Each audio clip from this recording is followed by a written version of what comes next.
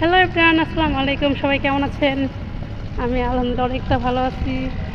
তো আজকে চলে আসছি ময়নট ঘাটে। অনেক রোদ উঠছে, রোদের অনেক তাপ। ঠিক আছে, মনে হইতেছে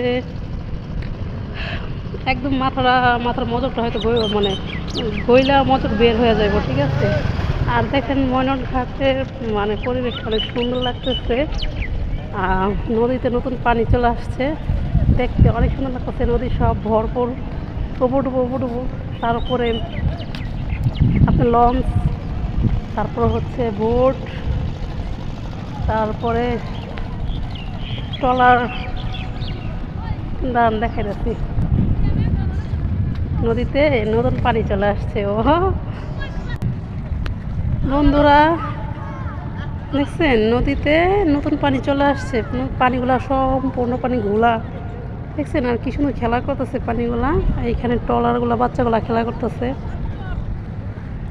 কি পরিমাণ যে রোদ উঠছে, আল্লাহ, পায়ের জুতাটা সহকারে মনে হয় যে গইলা যাইব।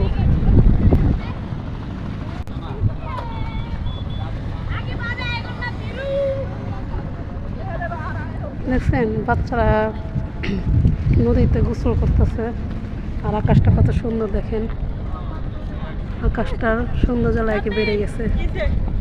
মনে হয় যে আকাশ দিয়ে রকেট চলে গেছে। অনেকে আবার গোসল করার জন্য কাপড় চোপড় নিয়ে আসছে সাথে, পদ্মা নদীতে গোসল করবে। ঠিক আছে, আর আমি তো সাঁতারে যাই না, আমি কী গোসল করবো? পানি থেকে গোসল করতে খুব ইচ্ছে করছে, কিন্তু ভয় লাগে। অনেক রোদ, আর প্রায় 3টা বেজে গেছে, দুপুরে লেগেছে। এখন আমরা খেতে ঢুকবো। এটা হচ্ছে চিংড়ি ভুনা,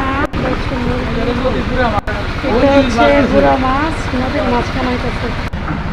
এটা হচ্ছে ইলিশ, পদ্মার ইলিশ। কত করে পিস এক একটা?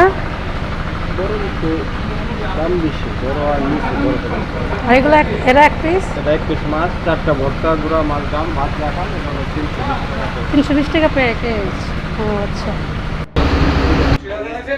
কটা মাছ দিনে আছে? সকালবেলা ঘাটে থেকে মাছ কেনা হয়েছে 40 টাকা।